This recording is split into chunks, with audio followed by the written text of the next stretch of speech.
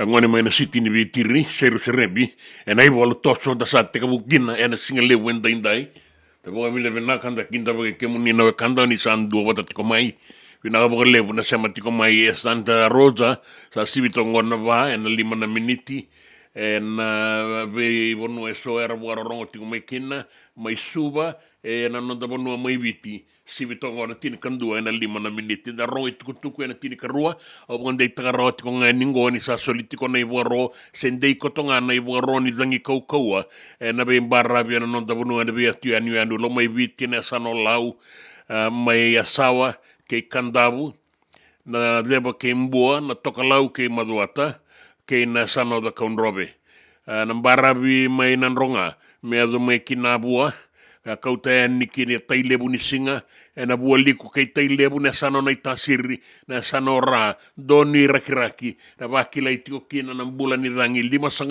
na nota 5,000 na nota sa andei kota na itu wakini rangi kau kena iboro solitiko ya ni weekend ya na singa lebu indai sala ya kabito kong Santa Rosa sa bukala kani suka na daka na lebu na nomu ni bengarabiti ko may na loma ni malawa sama ya zabo tio kinango na singa boga rombuka mai viti singa lotu lebu ya kabiti kono lotu lebu ya Santa Rosa abaka kina mai na tuku kana tu Marcela kena be bono ya soni sama tiko mai kina na singa lebu ndai nimbula binaka dana be tomaniti ko mai zabo ruana kaloko na nonda ngauna viti vitu na kaloko na nonda ngauna Santa Rosa domorato na Black Rose Roseloa Raunde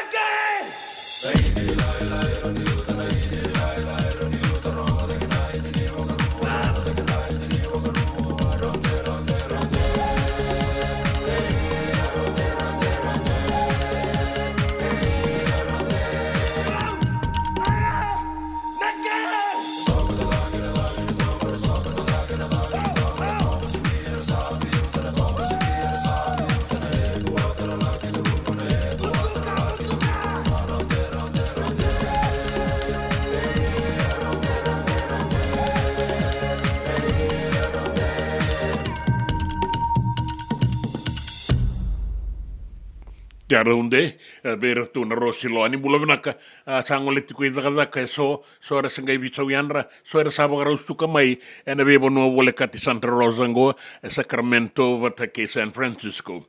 Bula vinaka Ralulu Sailosi, Mekerindo, yo vinaka embakitini Mosese, bula vinaka Baltagali, bula vinaka.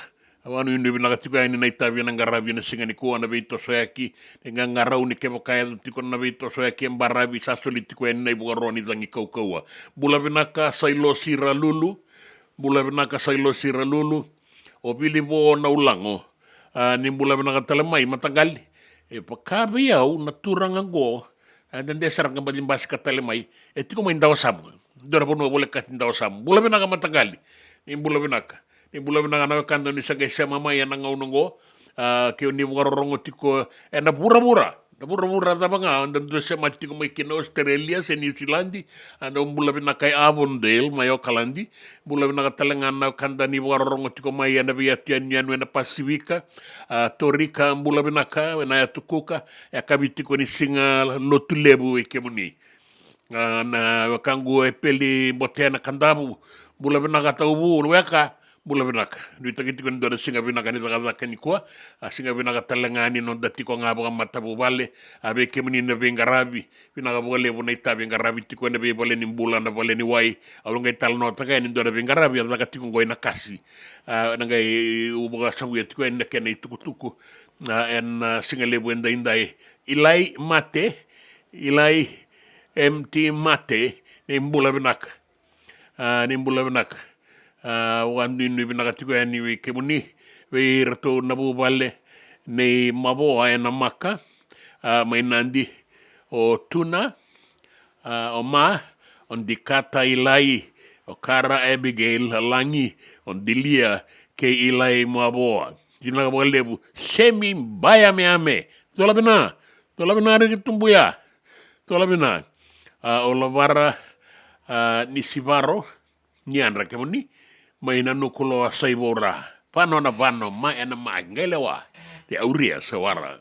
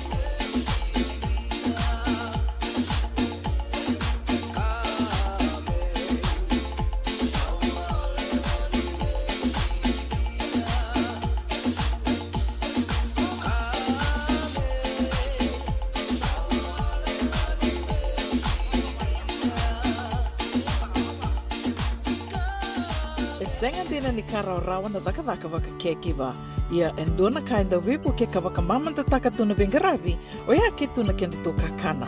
Leika na dalo na bisikete na reo bata na sunbells e tinimbulu makau. We kenda to na senga tiko ni driver se senga ni waka motoka kanda o Ren no te beto seaki, erto satu wakarau na Divine Pacific Food Mart mai Sacramento, merto talaveani na nung ni voliboli. Rawa sara, we tartarangayani na taliboni diwa dua ono toluwa diwa ono saivarua, merto wakarotaka katalada mai na nung ni voliboli, ena kenagona to tolo tua. Divine Pacific Food Mart, Vitorua Viwawalu Franklin Boulevard, Sacramento, California. Namba di telefoni Viwan Dua Ono, Toluva Diwa Ono Saivarua. Erto ngarabatalanga ni kanale waka suburi ani nanomu yaya. Mai na nonderto stoa, kina nomu mate ni katumba. Nongu chisu, nongu badua. Dorongote na vima mani ono kina vitu ene kawani bugululu we kemadawe California. We mani ruane kawi kina tolu ene singalewu ni lotilewu we kemadawe viti. Warotaka na New Methodist Christian Fellowship, USA. Rongode na Radio Mbulando Vata San Francisco, me kauti kenda vatamai. JJ's Food Shack. E tiku kedi kina na kakana boka biti me bakana kokonda. Lobo benga ni ngai kani do itu na bundi nan dalo se tabioka. Na kakana boka malangi me bakana steak baka eloka kena coleslaw. Na karitoa sa wadha badina na kani kana. Kay tiku talanga na nono to specials and the lomo ni madawa. Daw tamba na Facebook. Na doi ni tiwa ya na bani mandrai pai kay na bugatale. Go na JJ's Food Shack. View Valley mo Billie Jean Street, Santa Rosa, California. Karo talagang rito dili mo yang may Santa Rosa, may yato sarani kinavato. Girit-rito sana kinavitu sa ibabitu tolo dio tolo dundo limono. JJ's Food Shack, Santa Rosa, California. Binaka wakalevo na daw sema tikumai. Binaka wakalevo na daw aseti ko na nonda to vata na Radio Mbulando Vata San Francisco, may kauti kenda vatamai. And the sabo like sarnia dawayani na walu sangabulo na undolo na kende wili ni matabu vale na Radio Mbulando Vata. Ia, wili sar me vakatoto vatataki kina kende wili na ngwane toke and avea say pura. Do na like, do na share. Subscribe talaga Mike na Radio Mbulando Vata and na YouTube. Radio Mbulando Vata San Francisco, Mekoti Kenda Batamai. Na nonda Vata kay City Beni Raturala.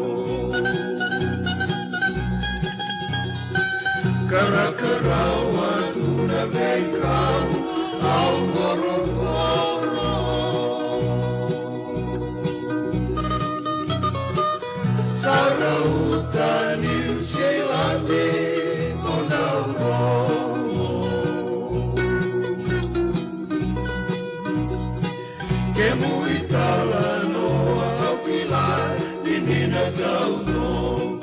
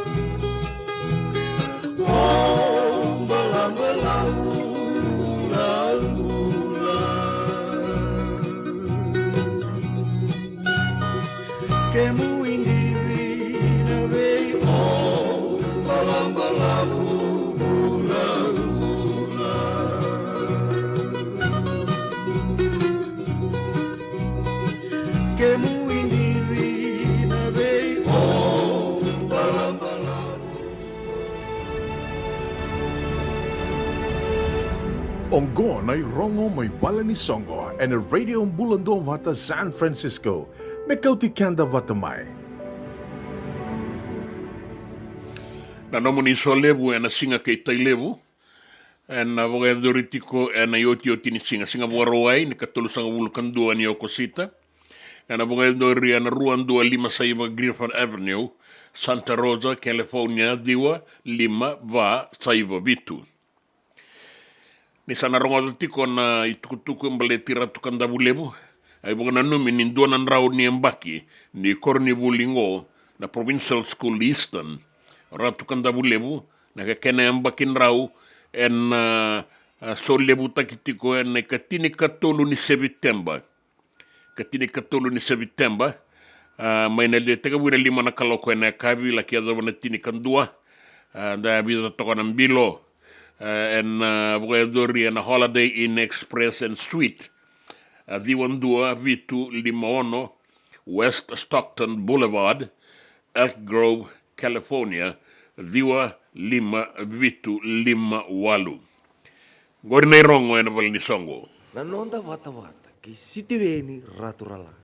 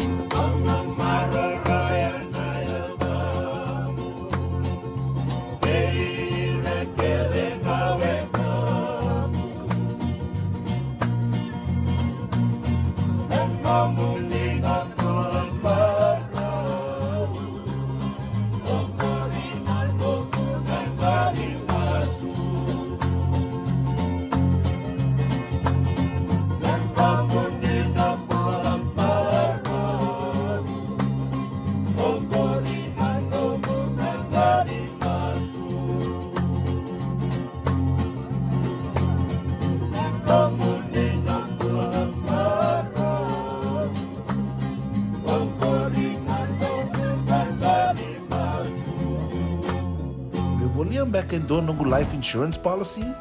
Laka kira ni tu tane katin kabitu ni okostita na 2022 o sangir ta kasarabiri ni tauna. Kami ngaya kira maga ngaya salah ko mana check. Sangat tali ni biara, sangat sarangan ni biara malilai. In time sarangan mai.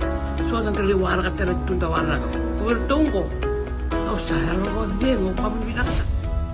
Iyo, o ya sarangana buna, e rau sara, sa tiko na pepa se senga.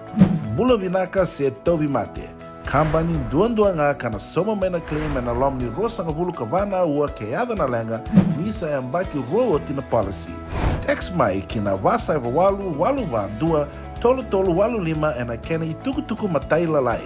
O ya na wasa eva walu dua tolu walu lima. Doyan Robina ka naman raman na ita. Do samba di ba kusa iwe? Yandra na ita. Kita sili katalaw mande na Orange Lounge. Maleka. Warasan ba di kata-kata pinakasar tu nga toboy simpang bakaw. Gay way dala tu kinambat. Koe serengan kori. Sono ngono santa pinakat serengan na kenta kakana. Di na to zoko. Kaya kita sana berata ini bagai singelebu. Kita sana gali bagai kabin ngaya ni kena. Na Orange Lounge, katalaw baga singalebu siya bukay kabi, e baraw tayo ito baga manggosang gayon totokan na buno ni kana. May namenda to identity, kanay baga singalebu siya bukay kabi, may baka na baga sekera, na sui, ikatabuteke, roro baga lolo, kay na vida tale. Giraraw mo kila na menu ni singoya, na Orange Lounge, Tolo-Tolong 2, Orange Street, Santa Rosa. And dua tala na tamang ni Bingarabi ni Divine Group of Companies. Dola may na walang kaloka na mataka, kina walang kaloka anambongi moniti kina singatambo na Orange Lounge. Tolo-Tolong 2, Orange Street, Santa Rosa. Dendram beka nang wala ni kibal nilo tira buko ni oso-oso pakatadaka. Sendra-kendra kita beka na itos-tos nimbula, kuha nilenga sinuing gawa-gawa. Nana magi-may kina programo warotaki. May veratao na New Methodist Christian Fellowship USA, Nongu Chisu, Nongu Banua. Rungod na bimaman yon na kabini buong lulubay Kemundo ay California, bimaman nindo na singilewo ni Lotulewo way Kemundo ay Biti, and a radio bulando wata San Francisco, may kauti kanda vatamay.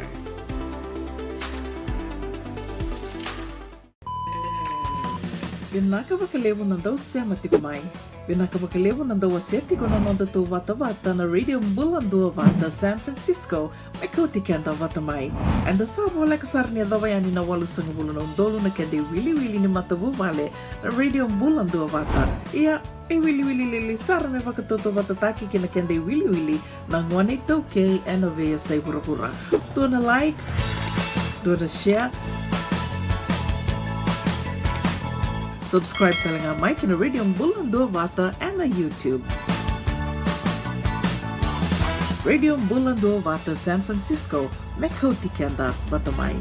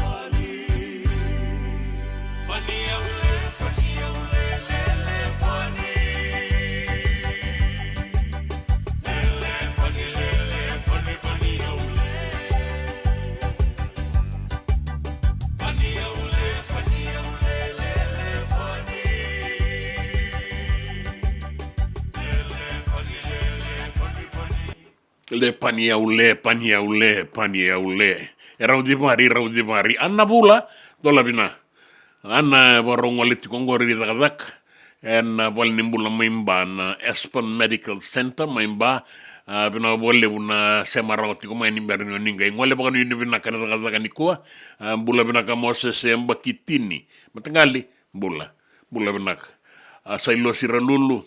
Na mekerindo. Bina bolle bilbo. Mata, bula manaka, dende, na wole una sema tiko mai, mami boga nui tiko ni weke muni na boga ngata ngele tiko na nonda banua, na sano tai lebu, na sano na mosi, na sano na itasiri, sano na ronga na bosa, ni bakani tiko mena bi market na nonda buno na ngau nango sa mbata asar tiko ngana raki, mai viti rakai na kamai ni batambatanga raki suasua. So litiko ni nai boga roni dangi kauko ngori nan raki na ngai besau anda na bonu ni binagati na daga kina bi tosoyaki na singani ko menda na sematiko ni kina na itutu ni vengarabi kala kia do matiko na tini karua na itutu na nonda banu na ngau na mai biti na ngau na ni ke na rauta to kana lima na kaloko dangai rongo na itutu dava na irongo ni ko lebu na kai boga doritiko mai biti yang bimbi na korturanga suva nang gito bata kei na daka nge bina bolle buna nomni sema tiko mai ka rawan nin dan dua bata tiko kina en singale bu enda inda na ngaude viti en dinna ni be sau tiko nan raki bata ya domo bina binaka ni rawat tiko nan bula rawat tiko na vito so aki rawat ali tiko ngana daka e kemuni na saka di baki otianya na da mundi bina bolle na ngase mai lamani koro o romo ni bula benak ni tangin raw bula benak tiko na biyo tini ngase ken randi ngase mai lomone kor service street ni bula benak tuirara ni bula benak wanu ni benak tiko ya ni wike muni na singani ku ana daga ngarabi tabuka nama tiko ya namu ani madha benak bolle buna be ngarabi en nonda to tiko ni lotu mai keri ni benak bolle bo billi bena ulango o sailo sira lulu no ilai MT mate rato sabi na numitiko na bubale na maboa na maka nandi o tuna o ma on di kata o ilai kara Abigail o langin dilia ke ilai maboa dola bina baya meme dola bina semi wanu ini bina katiko ningo na nonda tiko ni venga rabingo na radio mbulan dua bata San Francisco kau tikenda bata mai ke sekobe puniwanga sadala bina rigi sama tiko mai na singa lebu inda bina gabu lebu Pena ngai rongo i tukutuku na tini karua na ngau na maiviti, 5 na kaloko na ngau ne Santa Rosa, e na radio mbulan dua bata San Francisco, kauti kenda bata mai.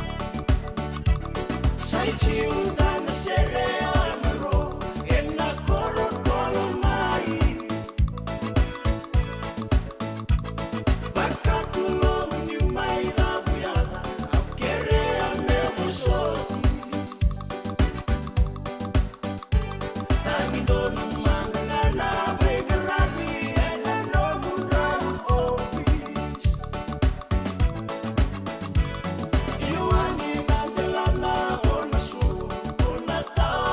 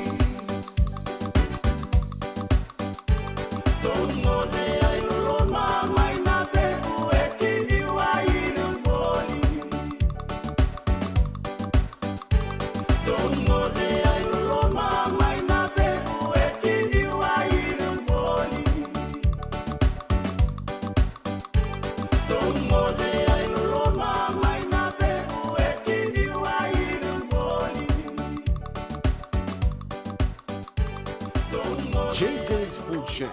E tiku kete kina na kakana boka biti me pakana kokonda. Lobo benga ni ngai kani doitu na bundi na ndalo se tabioka. Na kakana boka malangi me pakana steak pakaya loka kena coleslaw.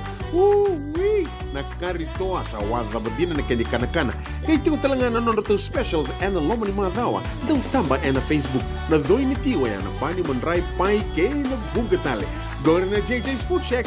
Viu Valley mo Billie Jean Street, Santa Rosa, California. Kaya talaga nito dilibo yang may Santa Rosa, may yato sarani kinavato. Giritirito sana kinavitu sa mabitu tolo vio tolo dundu al limono. JJ's Food Shack, Santa Rosa, California. Me volia back in dono ng life insurance policy? Nakakil nito tayo katil kabitu ni akostita na 2022 o sangir ta kasarabiri ni tauna. Kami nga ya, kinamaga nga ya, salah ko mana check. Sangat tali ni pera, sangat sarangan ni pera palilay. In time sarangan may. So, ang taliwara ka talaga tundawara. Kuwertong ko. O, sarang ko din, o pamibinaksa. Iyo, o yasar nga na buna, e raw sara, sa tiko na pepa se senga. Bulo binaka se tobi mate.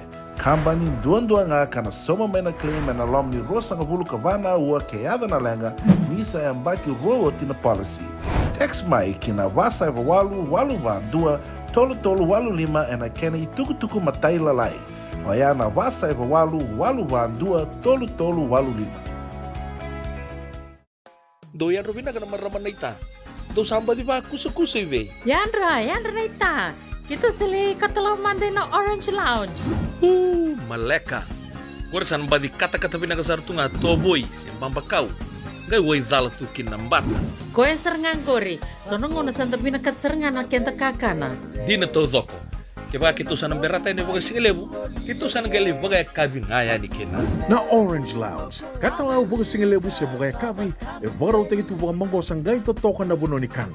May namenda to identity. Kanay baga singalebu siya baga kabi. May baka na baga sekera. Na sui. Ikatabuteke. Roro baga lolo. Kaya na vida tale. Giraraw mo kila na menu ni singoya. Na Orange Lounge. Tolo-tolong 2 Orange Street, Santa Rosa. And dua tala na taban ni Vingarabi ni Divine Group of Companies. Dola may na wala kaloka na mataka, kina wala kaloka anambongi moniti kina singatambo na Orange Lounge. Tolo-tolong 2 Orange Street, Santa Rosa. Nanonda vata-vata kay City Veni Raturala.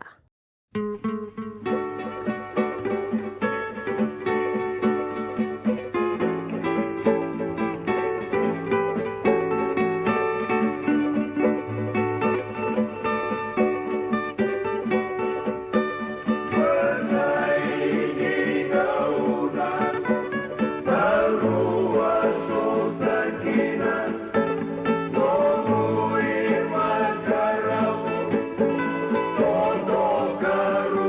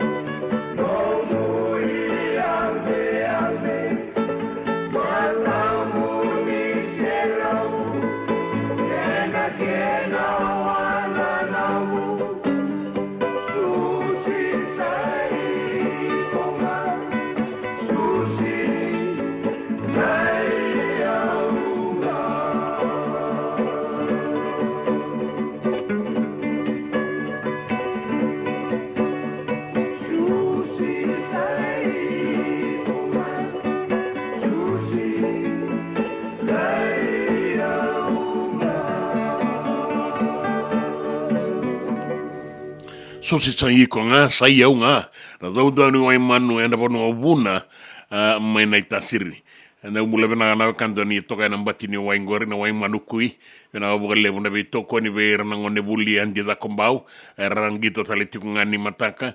Ngana non rasa sanga mera rawata ni na final na semi-final ni shot vera na ngone buli na singa ni mataka. Ya na Whitbix ralube vera na ngone lewa. Bata ke na Super Deans. Ya vera na dorbo una ga mamadala takatiko ni wa malua na sota kina ngau nera sota kina na rara era na laki i tabu laki kina na dorbo ke na ngonele o na sota na singa ni mataka. Ia rongo i tukana dono wai manu anando mo i roda pa rai zembe. Te boga bina katio kina bo ana kandango na kami duanin domona. E ke muni na kanda na sema tiko mai na singa lebu enda indai mai inda bui lebu o vani toka mai inda bui lebu ke mbau no mitale tiko ngakina o pasena i rakula.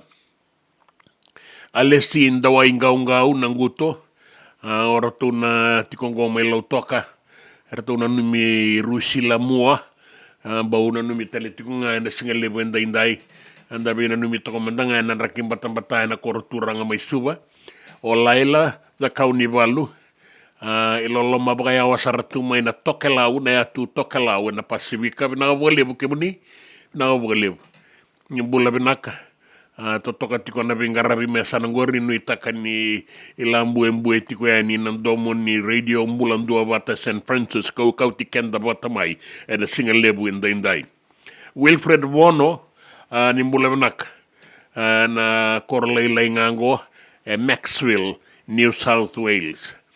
Kila sartung bagi borong otong ngomai waga. Ia rasa beri tuku mai na matakan ni kuah besinga. Ia rasa mati komai cone bakani. Tola bina. Na korturanga ke Aotearoa mai o kalandi. Kalau ngata tikon nanggarabi tabi na singa bina ka indai. William Naisau nagana bingarabi o tuwo saturu tola bina. Erto kereti ko mai na bina numi ta sabi na numi to komandanga ninda sandu to ko ngai na nonda kona na raki batambata na korturang esuba o sini mambo te rin batambata sara ya e be sauna raki ta solitunga nei bogaroni langi ko etakali be tuwo saturu erto mbadi bogarongo to ko mengo na abulio tiena nandi district na kalasi walu sanga bulu kandua loloma masu wanu ini bina kataleti kunga ningo berto na ilaolawa na boga eduriti ko na bulango esangani tu ko men namdo singani e karusa bukatol ni singa sanga embasi kabinaka rusa bukatol ni singa ni bulo kosita en madawa maingo arto na numa taliti ko ngamira tombo we na numi tuyani be awa lame nandi batakein na nonra bulioti na nandi district resema tiko mai kinan sabo la katiko na nonra songo siteri ngoro ke Moses Marabo na umbula benak lolomati o William Mbongin Rau tuilau ni andra kemoni bula benak kalunga tatiko na bingarabi na singani kuah en non davi to soyaki embarabi sa so ditungan nei bogaroni dangi kaukoa eta sana bena numitiko kina na singalebu endai bina bogalebu sema tiko mainda na waraka tiko na itukutuku na non dabar nona be sai burabura na itukutuku ningito kenan raki ena tini karua na kaloka na non da ngau nei witi ia na ngau ne ke en rauta toka na lima na kaloka sabula taltunga ni suka na daka era sana be sawian reso merngaleani merlayan rambongi orto gora ke ino senilo libina wole una sama tiko mai no mudi bota ena singalebu ni koa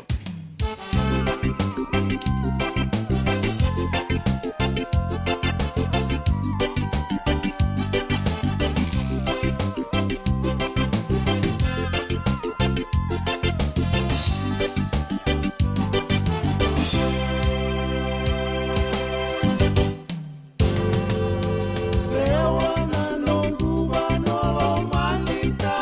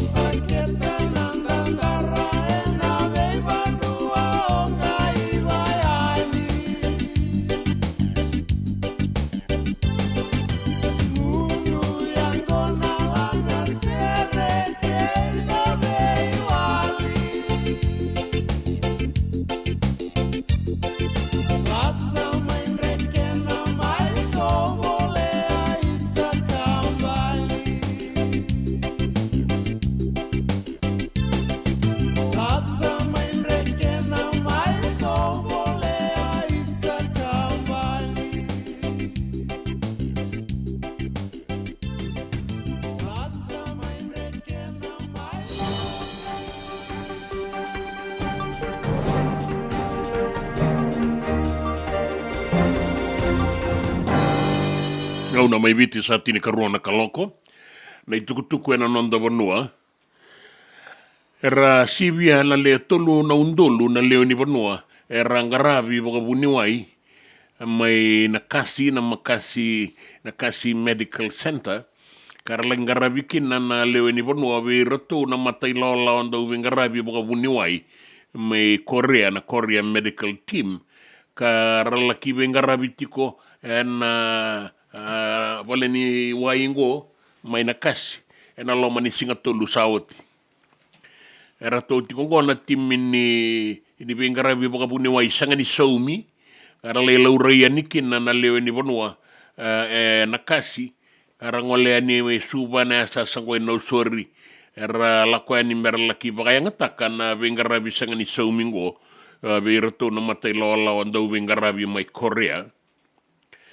En bengarabi boga doringo o katikina na mbati na laurai ni mbati bakakina na ngada loma na bengarabi embaleta na mata ka bengarabi raramba talenga ramba loiroi talenga kina o ira ramate ni suka.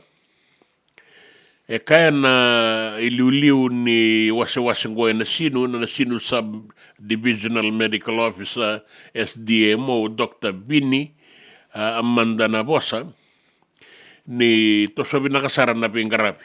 Erto sangkay taro ba nga na wili-wili ni leo ni puno merao ni rangarabi taudoko. Beira na lakwea ni merle solia na yadanra mera nangarabi. Era sa apaka binabinak. Na leo ni bono karala ki ngarabi ni kea en totoka ni ngarabi ira lakoya ni na malio ni koro ruango no sorry bata ke suba era toso ya ni bagayau yau kina kasi merla ki laurai en singa bukelulu kaina kini lebu saraki na leo ni bono erla ki laurai sibia nandua na undolu na leo ni bono era la kwa ni merla ki laurai la indike bi boga buniwai ala ki adama na tini na kaloka na mataga ni bukelu roto sataroba baleta na wili merawa ni oti merangarabi taudoko ni re sa toso da ksarra ken re wili kaya buniwai manda na bosa ni erto sa boga bina ka boga lebu kara boga bina kana leo ni bonoa na bengarabi kala ki boga yaduri ningo sama idaba na daba ni kua na bengarabi ngo kangarabi tiko mai na lomani singa tolu saoti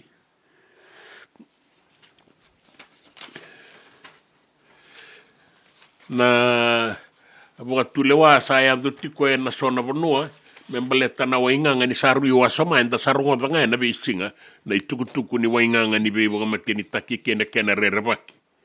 Endo na koro mai seru na butulebu era sabir kotora endo na ibarau ni bengarabi na koro era salewa na lewe ni koro ni keba ka endua e tombo sekune ni tiko bua na wainganga ni bebo mateni taki me sapa ngala tak saranga me na koro sapa talai tani me na koro ka kotel ni ngai tiko na koro era kaya na gasen ni korongo ona butulebu mai serua ni asa labeti da ni na baka tutungo mai bir na leo ni koro na mbose ni sana sala ki bang donu mai na mbose ni sana me sa baka tau di na lewango na bukundra na leo ni banua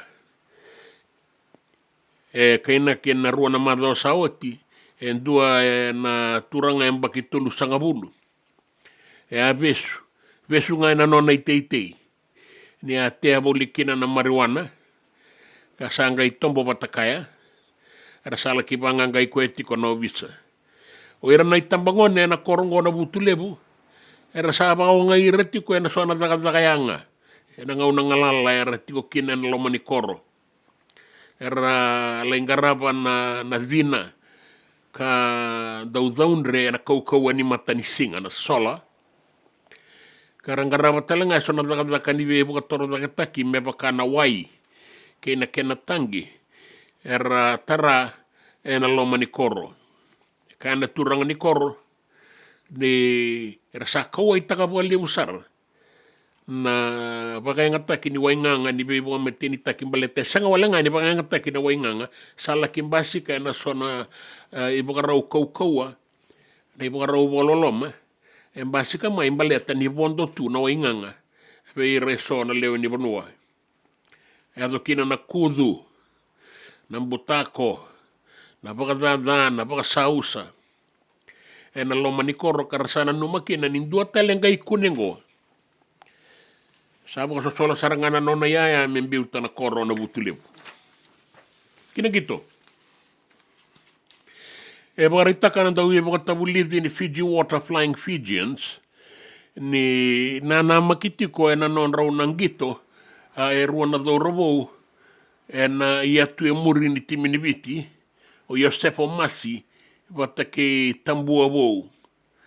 Orongo raw na toka ni ya tu muri na tutu ni senda na ya tu muri ni timinibiti na Swire Shipping Fijian rua na numiti ko ni na dua na ngito binak na saraba bira na lewe ruango sa kilaiti ko Yosefo Masi na kaukawa ni nona ngito asagay sutaliti nga may na sota ni Olympics mai Parisi, mai Boranise, o Masi, arawata talenga mai kina na nona metali siliba. Ia na kena ikarua, o inia tambua bou, angito tiko mai Boranise, nandua na timi rongo lebu mai kia, na racing, dio sanga wul karua, Racing 92. Baki mai ngoro nundol rusa wul kalima, sana mai duruki na Shop and Save Super Rugby na Pacifica. And then raidaman dan na kaukawaningi to rono bagarita kana lewe ruango and dua toka ni na itutu ni second five outside half bata ke Masi na toka na center 3/4 outside half. Bagarita ka mai ni sangat tiko ni na maingito na kapitan ni timinibiti wa isaya na dalib sa oso tiko nga na itabi ang karabatiko na non kalabo ningito ya na tiko talenga na timinibiti o apisolo me bota endo kilailebu na kaukawani non nangito na itutungo rauna sota na timi ni Fiji Water Flying Fijians wata ke na Manu Samoa na ono na kaloko na kabini Singapore Rombuka na Madra Wakatumai na HFC Stadium Suva.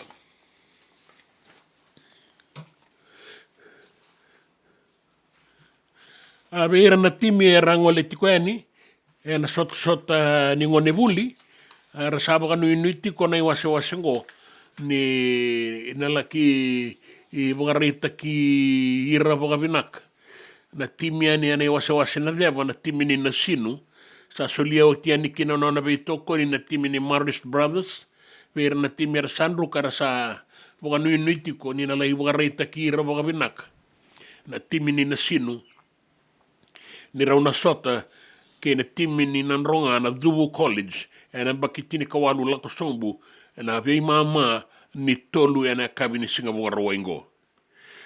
O Queen Victoria School na champion ni Dean sa raw nangay sota ke Ratu Nabula na 5 na kaloko na kabi. Na bakitini kabala ko sombu Marist Brothers bata ke Ratu Kandabulebu 8 na kaloko na mataka. Mahatma Gandhi Memorial raw na sota ke Lelin na vei mama ni Diwa.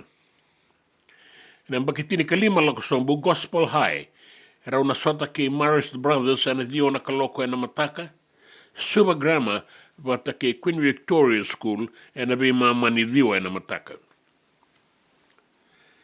na bakitini kaono lako sombu Queen Victoria School raw na sota ke Suba Grammar na sibinatini na tini kalima na miniti Lelin Memorial mendabulebu raw na sota ke Ratu Kandabulebu boy ruasang bul na miniti me tini kandua na kaloko na mataka ngoni mataka na bakitini kabitu lako sombu Ratu kandavu levu era na sota ke ratu na vula.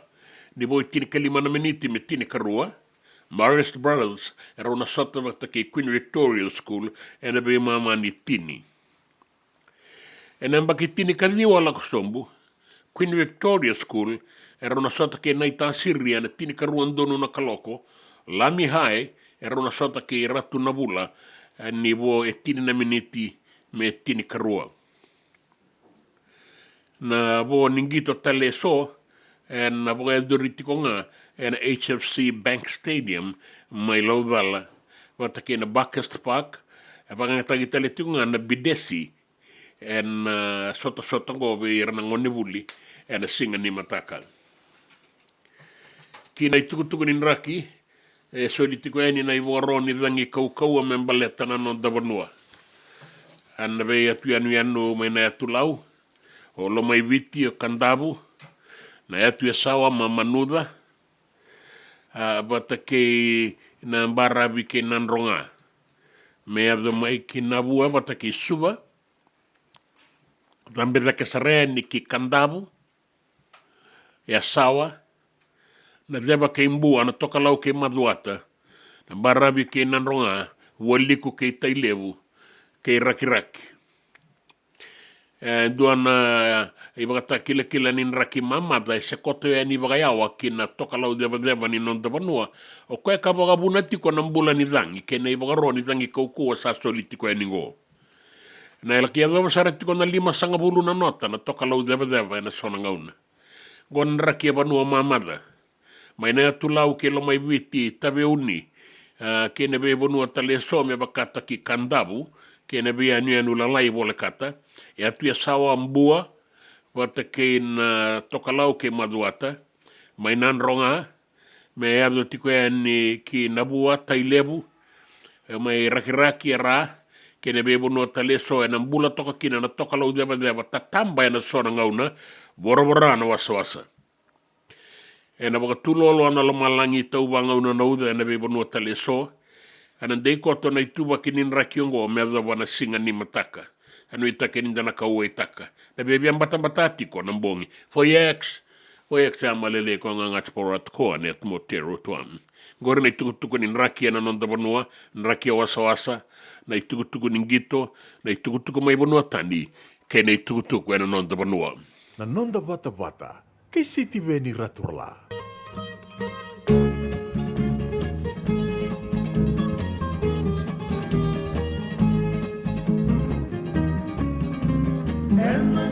Sanina ina Tanongu wakano inoi vinada Aumoa tu wakaivola Kalombi sara tu wakamangosa Tawa tu elo manita vaya Kadiri bolingai wasa-wasa Damba kingu waliwa waluma Maina umeumu wakisuba Tangili wakoto wakarauta Lawaya komeka sakina sauda Yamba kindu waliwa walubiwa Atawaya sandeka sanina Saumile sumaina ibola Enda sabia mbotoni toma Auangende walini sereni Laya wangu koeli saperi Au sesena tuni wakawani Mainele soni nilsilani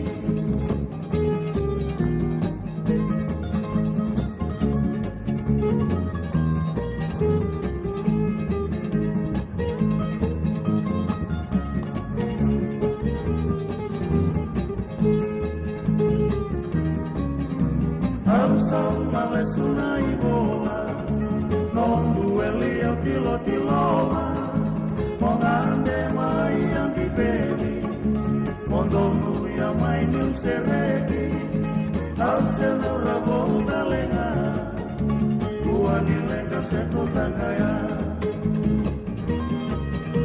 Kula ruana ya doyani Daru sana laki wakawati Kitsa ni wili kasaulenga Au mala sutaka nongulewa Au sawa kawati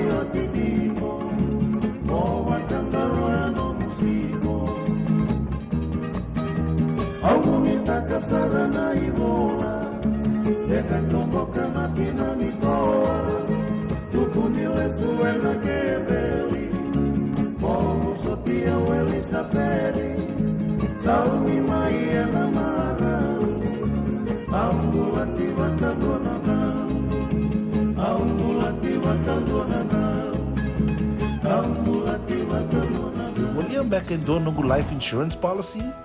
Nakakira ni tutana katin kabitu ni kostita na 2022 o sangir ta kasarabiri ni tauna kabi ngaya kila maga ngaya sala ko mana check sengat tali ni biara sengat saranga ni biara palilai in time saranga mai so dan tali wala ka tala tunda wala ko bertongo o sala ro bengo pamilasa Iyo, o yasar ngana buna, rau sarra, sa tiko na pepa se senga, bula vinaka se tobi mate, kambani duan nga kana soma mena claim na lomni rosa nga bulu kavana ua keada na lenga, nisa yambaki roa tina policy. Text mai kina vasa eva walu va dua, tolu walu lima ena kena ituku matai lalai. O ya na vasa eva walu va dua, tolu walu lima. Doyan Robina kana maraman ita. Do samba di ba kusa iwe. Yandra na ita. Kita sili katalaw mande na Orange Lounge. Maleka. Gorsan ba di kata-kata pinakasartunga toboy siyang pambakaw. Ngay way dala tu kinambat. Koe serengan kori. Sono ngono santa pinakat serengan na kenta kakana. Di na to zoko. Kaya kita sana berata ini bagai singelebu.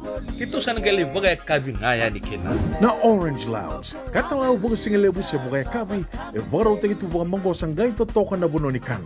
May namenta to iti, kanay baga singelebu sa bugay kabi, may baka na baga sa kera, na sui, ikatabu teke, roro baga lolo, kay na vida tale. Giraraw mo kila na menu ni singoya, na Orange Lounge, tolo-tolong dua, Orange Street, Santa Rosa. En dua tala na tamang ni Grabe ni Divine Group of Companies. Dola may nawal na kaloka na mataka, kinawal na kaloka anambongi moniti kina singatambo na Orange Lounge. Tolo-tolong dua, Orange Street, Santa Rosa. Dendran beka nang wala ni kibal ni lote na buko ni oso-oso pakadadaka. Sendrak-indrak kita beka na itos-tos nimbula, kuha ni lenga sinui gawa-gawa. Nana magi mai kina programo warotaki. Mai vera tau na New Methodist Christian Fellowship USA. Nongu chisu, nongu banua. Rode na bima manione na kabini bugu lulu bei Kemando e California. Bima mani dua na singilebu ni lotu lebu bei Kemando e Viti. And a radio bulando wata San Francisco. Me kauti kanda wata mai. Na nonda bata-bata, kay City Veni Raturla.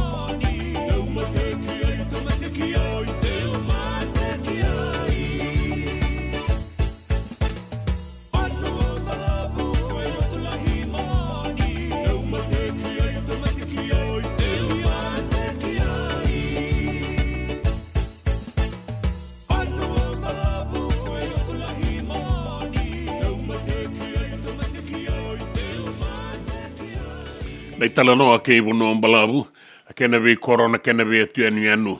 Wambula tiko yani ki di kombia na singa lebu indai ni sa wole katokongona dua na kaloko wole katokona vi mamani tini karua na ngau na iviti kima misalo lo matu yani na we kamuni ani mbula venaga na we kanda ni daga tiko mbula venaga na itau keni stoa mai sawana mai bonu mbalabu ke rato na dau vingarabi na wale ni mbula venaga mai bonu akandina na tambana ni taravale ke na maintenance en nangoro raki rato bagayan ratu ya ningo tui o tamai bala o junior o choneverimi ke amit arnaandra o Freddy tafo o penny mai na Lions Bar buni noko back road ngoe na bua bina bolevu na sematiko mai siko tuilawa ni andra Tola bina, isarigi may buwaki gwe.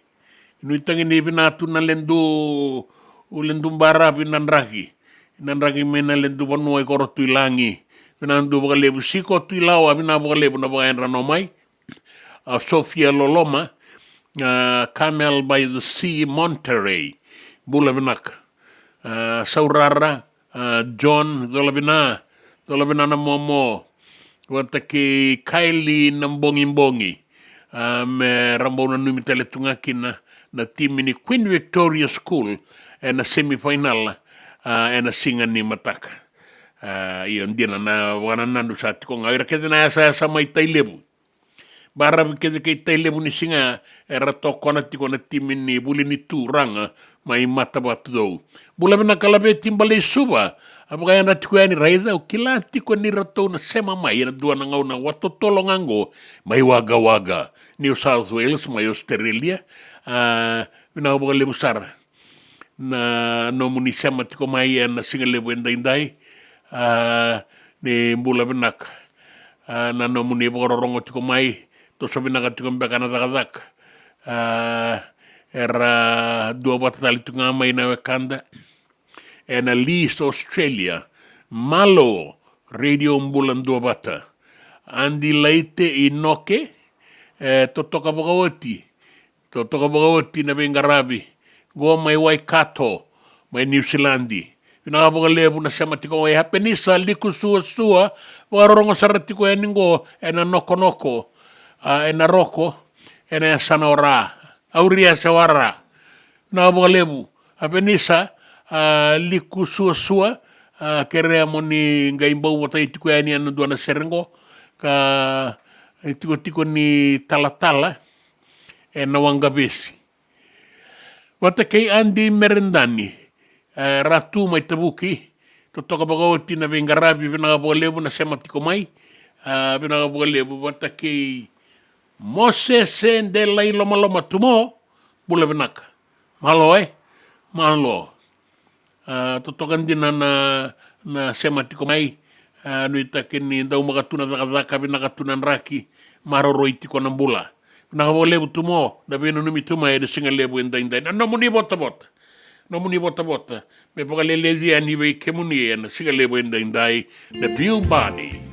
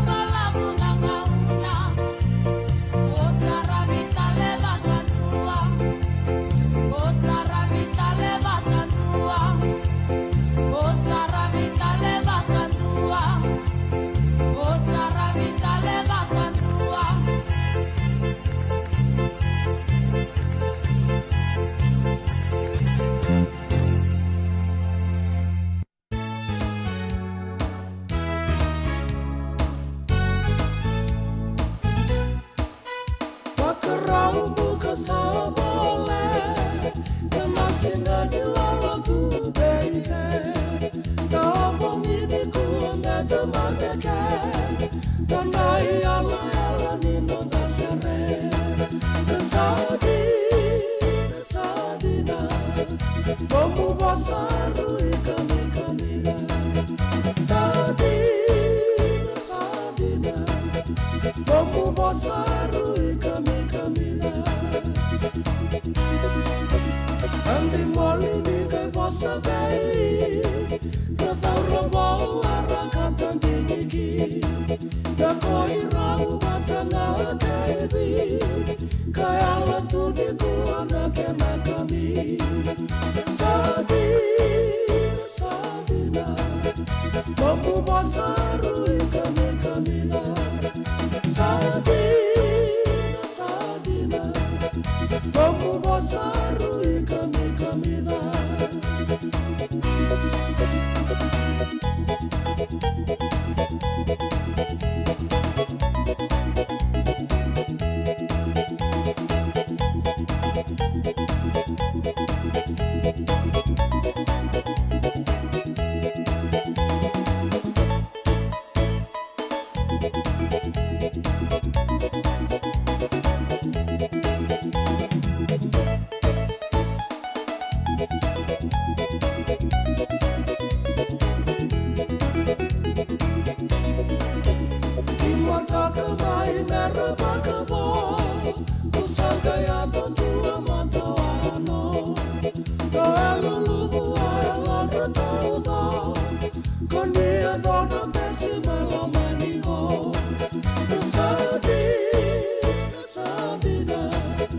como basaru ikami kamila sadina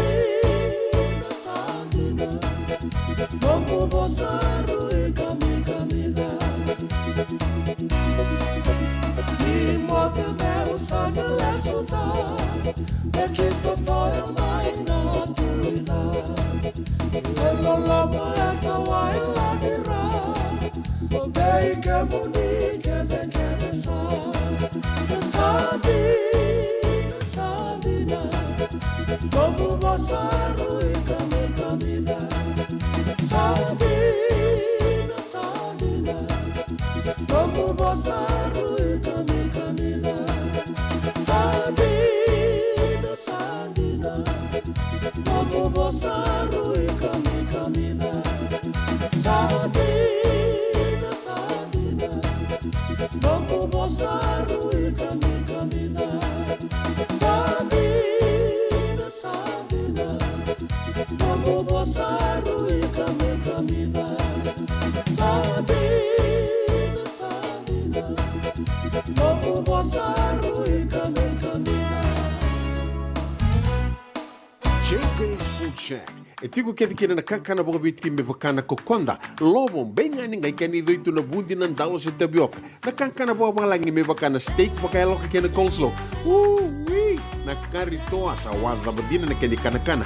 Kay tiku talanga na to specials and na lomo ni madawa. Dang tamba na Facebook. Na doi ni tiwa ya na pani mandrai pai kay na bungatale. Go na JJ's Food Shack. Viu Valley mo Billy Jane Street, Santa Rosa, California. Karo talaga nito dili mo yang may Santa Rosa, may yato saray ni Kinavato. Giritirito sana Kinavitu sa mabitu tolo dio tolo dundu al limono. JJ's Food Shack, Santa Rosa, California. Me volia back in doon ng life insurance policy? Nakakil na ito tayo katil kabitu ni Agostita na 2022 o sagir ta kasarabiri ni tauna. Kami nga ya, kinamaga siya nga ya, sala ko mana check. Sengat tali ni pera, sengat sarangan ni pera palilay. In time sarang amay. So, ang kaliwara ka talaga itong tawara ka. Kuwertong ko. Ako saya lo ko din, o pamibinaksa. Iyo, o yasar nga na buna, raw sara, sa tiko na pepa se senga. Bulo binaka se tobi mate. Kambani duan nga kana soma may na claim na lom ni rosa nga bulu kavana ua keada na lenga nisa ya mbaki rowo tina policy. Text mai kina wasa eva walu ba dua tolu walu lima ena kena ituku matai lalai. Oya na wasa eva walu ba dua tolu walu lima. Doyan rubina ka naman raman na ita. do samba di ba kusa-kusa iwe. Yandra na ita. Kita sili katalau mandai na Orange Lounge. Maleka. Warasan ba di kata-kata pinakasartunga toboy siyang pambakaw. Ngay way dala tu kinambat. Koe serengan kori. Sono ngono santa pinakat serengan na kenta kakana. Di na to zoko. Kaya kita sana berata ini bagai singelebu. Kita sana gali bagai kabin ngaya ni kena. Na Orange Lounge, katalau buka singelebu se buka kabi, baru tegi tu buka manggo sanggai to toka na buno ni kana. Mai na menta tu ide niki, kena buka singelebu se buka kabi me buka na buka sekera. Na sui, ika tabu teke roro buka lolo kei na vida tale. Gira ramo kila na menu ni singoya. Na Orange Lounge, tolo-tolong dua Orange Street, Santa Rosa. En dua tala na tamang ni Vingarabi ni Divine Group of Companies. Dola mena wala kaloka na mataka, kina wala kaloka anambongi moniti kina singatambo. Na Orange Lounge, tolo-tolong dua Orange Street, Santa Rosa. Na nonda wata-wata kay City Beni Raturala.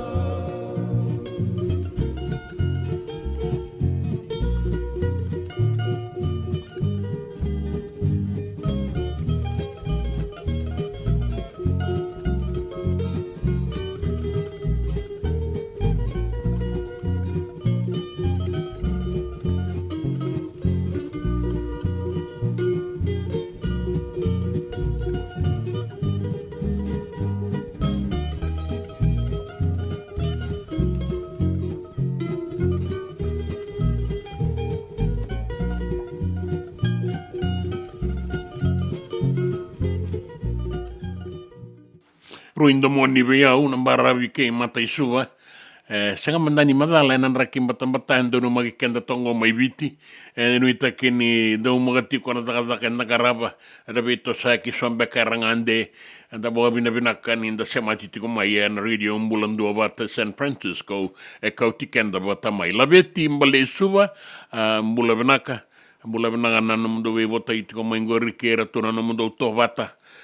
Petero Mbale Kimbau, Tale Kimbau, vosota, Petero Tale Kimbau, e boa rongotiko ani, mai Juni, New South Wales, mai Australia.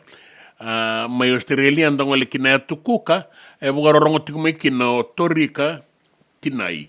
Bula bena ka Torika, na boa lebu na sema mai, na kabitiko ni kua mai keri, kabitiko ni lotu levungo mai na tukuka wakarai takatiko motori kani bata saratiko nan raki yon dira sar rakata nga mai viti ni wakatiko kina soli saratali nga mai viti na iwakaroni tangi kaukawa nagangarauni tiko kina na laki bangar sasalu Senta bota sosoko toko ngai barabi di soliti ko na iwakaroni tangi kaukawa baleti kenda na singa lebu ndenda iyo bata taleti ko nga mai viti kara sa boy sul ni kata toka na luvenda da maroro irati ko en non rila ko en ki korni bulli en yoti ni singa ni bulli ngo eviti en singa bo rombuka indai ni sa botongo e rosanga bulu we mama na miniti men dua na kaloko mai viti o e rosanga bulu we mama na miniti me wana na kaloko en ngau nango e San Francisco e Santa Rosa en radio mbulan dua ba te kauti kenda botamai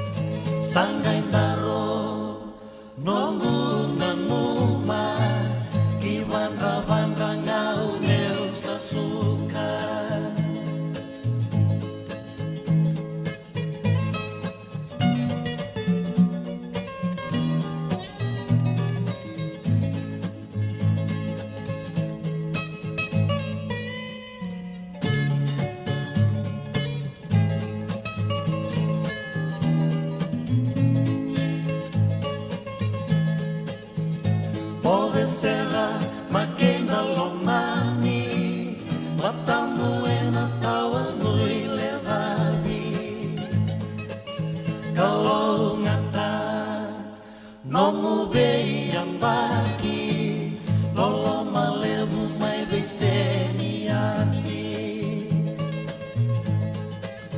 Kalongata, Nomu Bei Yambaki. Senga dina ni karaurawa na daka waka kekiwa. Ia endona kainda wipu ke kawaka mamanta taka tuna bengaravi, o ia ke tuna kenda to kakana. Na ika, na dalo, na bisikete, na reo bata, na sunbells e tinimbulu makau. O kenda tona senga tiko nindraiva, se senga ni waka motoka, kanda o Drena na tutu beto seki, erto satu wakarau na Divine Pacific Food Mart, mai Sacramento, merto talaveani na nung ni voliboli. Rawa Sara, we tartarngayani na taliboni diwan dua ono toluva diwa ono saivarua, merto wakarotaka katalada mai na nung ni voliboli, ena kenagona totolo tua. Divine Pacific Food Mart, Viturua Diwawalu Franklin Boulevard, Sacramento, California. Namba di telefoni V121 Toluva V1 Saivarua. Ertong garap talangan kena lewak suburi ani nanomu yaya. Maina nonderto stoa kena nomu mate ni katumba. Dendram beka nangola ni kibal ni lo tena buku ni oso pakadadaka. Sendra kita beka na tos nimbula. Kuo ni lenga sinui gawa. Nana maki mai kena programu warotaki. Mai vera tau na New Methodist Christian Fellowship USA. Nongu Chisu, Nongu Banoa. Rua vena vima manione na kabini buku lulu bei Kemando e California. Vima mani dua na singilewu ni lotu lewu bei Kemando e Viti. And a radio bulando wata San Francisco. Me kauti kanta wata mai. Nanonda wata Kei siti veni raturala.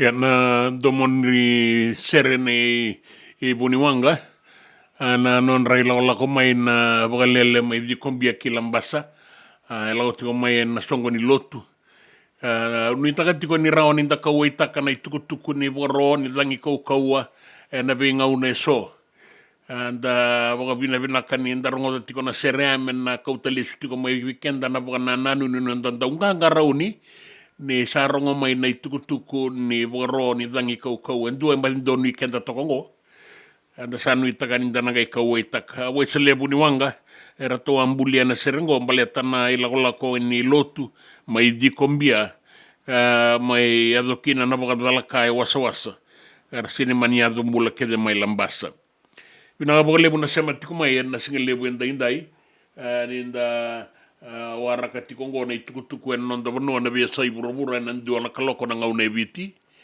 en boto kongo e walu na miniti me wana na kaloko en ngau na ke Santa Rosa California en radio mbulandu bata San Francisco ni kauti kenda bata mai bina bole bona no muni sema tiko mai en na be bono e sonda da boliti burubura ninda raida na itukutuku e ado tiko mai kere ben no kudangina bina boga lebu na mundo we na numiti ko mai be setaita senibutu ke kelera o mbula benak na kanda ni sa sema roti ko na singa lebu ni ko bagati ko na talitali na ndona seni balengori lobster tamai jos dola bina ni mbula benak na kanda ni sa sema roti ko maingo en singa lebu indai raki mbata toka mai na kortura ngai suba ya anda nui taka ni rawan inda bagai doran na kena daga na itabi na ilesi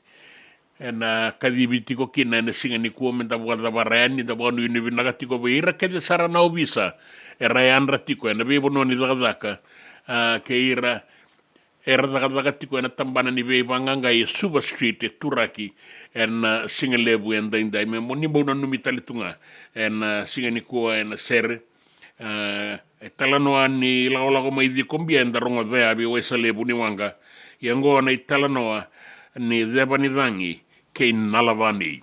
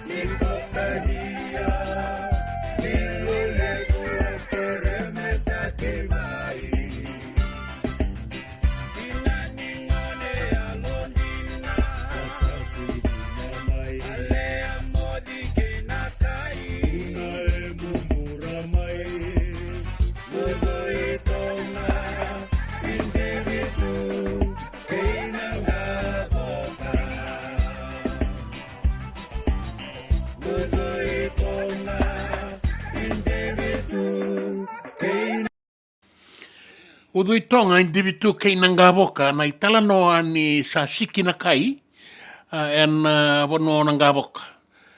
Ke monina wekanda nanda ungole tiko eni no sori ni le sumai imbera tiko nangau ni salki kornibia e tiko ikia endo na wano ni bolitaki kai endo bolitaki wataka tu na sinikau. Ra tala noa taka na kai e tiuki na endo tani na matangali. Sini tautou watake na kai en maravi tale so ni nda sokota take na rewa. Me ngole ani wakaki i nangali, ngole mai wakaki sawani. Na dau adore ke tuke na silikai ana kai e tiko ngo mai nangaboka. Era tau tala noa taka tiko na matai laongo sanga indua tani na ngau nangu nuwa kina. Oi kona kere ana mbilo lebo. Asa ambau tiko saranga kina Kenga inrakim batambata leba ngango. Ia da wale wa boka binaka. Da boka le wa boka binaka da boka binaka tiko na mata sere era tau langata era tau ndo boka marau takakina na bubale nei Naomi Whitman mai Avondale mai New Zealandi. Era ndau talita kamera ronga bana sere ni kai.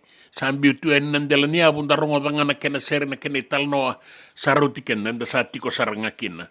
Sabo itu sanga bulla sekondi men dua na kaloko men da ronga kina na itukutuku ena nonda bonua na itukutuku ningito kene be sai burabura rasa ngole tiko mai eso rasa mai wawara tiko ngomele tara sota ni mataka and super deans vata ke na Whitbix ralube and sota ni mataka semi final zimbe kasana dambe na final iyo enda nangai ronga ni mataka ni sabadang au nang gitu pinakabole na be susu pinakabole be tokoni be ira na tokona tiko mai na norandui timi o ira na bulioti na itumbu na dauni be susu o ira na ngasini buli ke ira be tokoni tiko mai ena ila lako di norang gitu na ngone buli ena madongo finala tarangai tiko yani ena madawa katumai.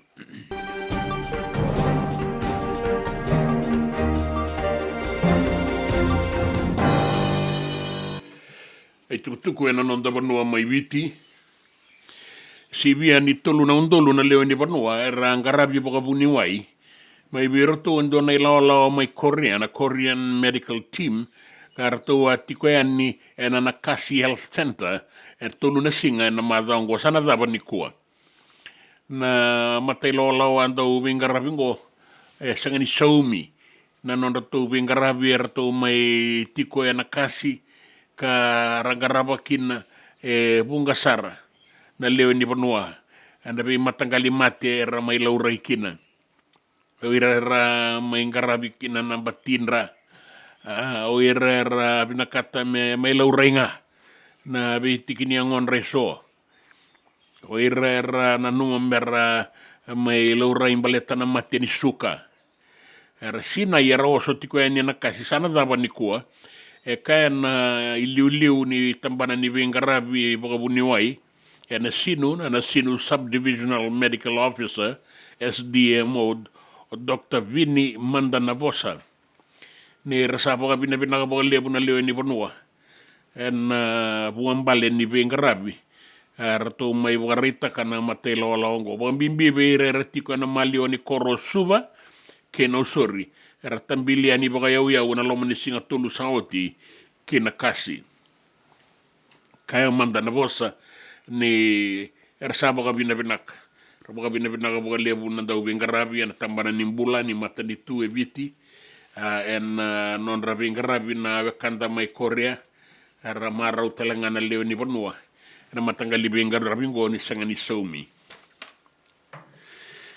Endora baga tulewa era kaba endona koro endondo no mandala beta me rawan ni inda bakila tiko kina na beka enda samba rawan ni kaba menda vau kina ena toroi sombu ni baga ngata kini wainganga ni be baga mateni taki na koro na butulebu mai serua era to saba tau da endona lewa me baleta na non rato koro era saka na ngase me na butulebu mai serua keba kata lendua ena ngai tombo ena non loma ni koro ni maroroe bolitaka se be soliaka tiko na wainganga ni be mateni taki sana kere isaranga me saba sosolo me sa toki tani saranga me na koro kakuata le ni tiko loma ni koro na tiki nango sa la betirake en bosenia sana serua kaya kina uraia ratu levu na turanga ni koro ni rasan dua batakina na leo ni koro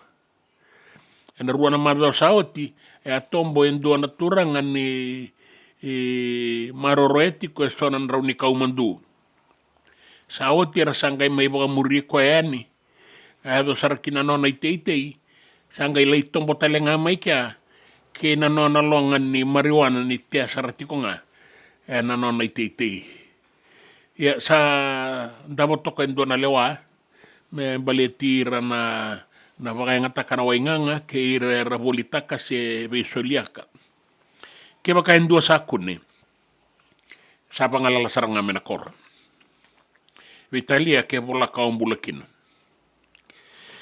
e lebu na basulawa e boedori ni sabondo na wainganga na kudu na buta ko na ibala bala kaua ke na ibala rausa baka sau sanga e loma ni koro kasana numi me sandabo kinendo na lewango me taroba me kako ni adu tiko na lenga ni wainganga ni beibo matenitaki ke na kena bolitaki kinangito e warita ka Mick Byrne nanda we wakatabulidi ni timi ni viti na Fiji Water Flying Fijians ni na makatiko na non rau ngito o batatoka na dorobo erua e na iatu e muri ni timi ni viti o Yosefo Masi watake inia tambua bou o inia sang so timbaga ni kila isara baka lebu na non tapanua na dorobo ngo ya ngito tiko mai na timi ni Racing 92 mai varani se sa duru maingo menangito e nanrua e na mbakibo uruna undolo rua sangabulu kalima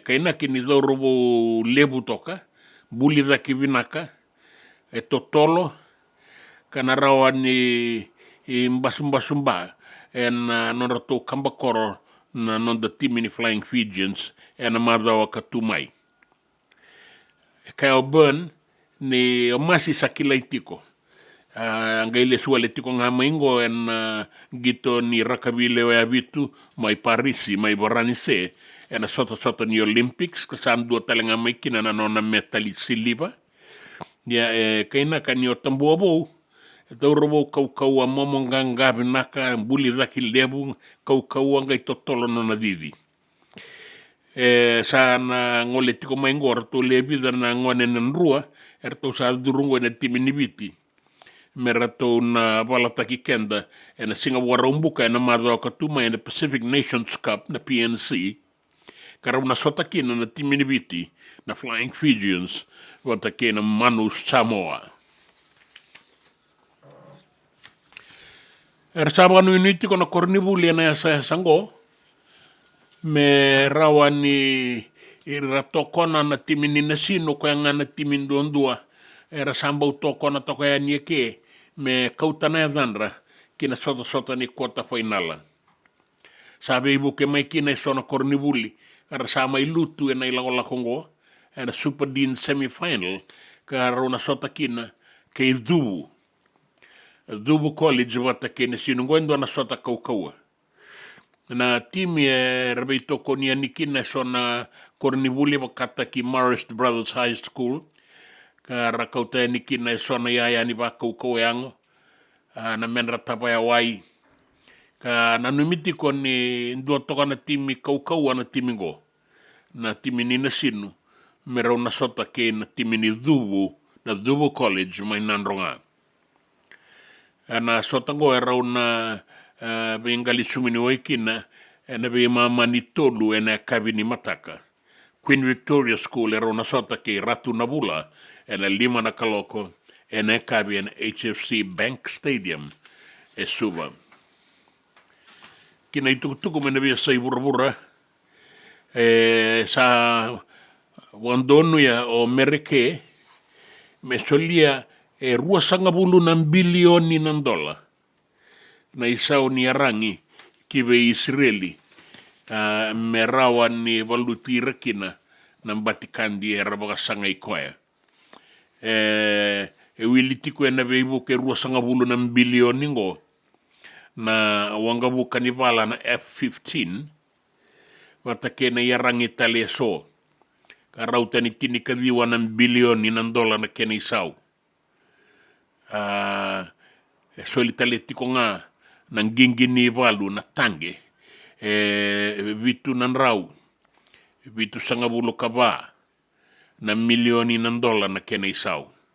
O irakevengo na ibota-bota solianyo mereke kibe Israeli me toko ni koe no na valutira na batikandi karatiko ngo mai Gaza ka na numitiko ni sanarawa ni be raw na be buke ya do ngo be Israeli ke na no ngangandre me valutira na kena meda kinandraki solitiko na ibugaroni vangi kaukaua na nonda vanua na sano lo mai viti na sano lau na be anu mai kandabu tabe uni bakakina na barabi ni deba ke viti lebu o nanronga merda mai kina bua ke suba ka el sareni kina bua liku ke tai lebu na dolo ke nei tasiri na sano ra mai rakiraki na sano mbua kina deba na tokalau ke maduata bakakina na sano da kaunrobe tabe uni sangani ngalala soli ke tiko ni kina ngona ibugaroni dangi kaukaua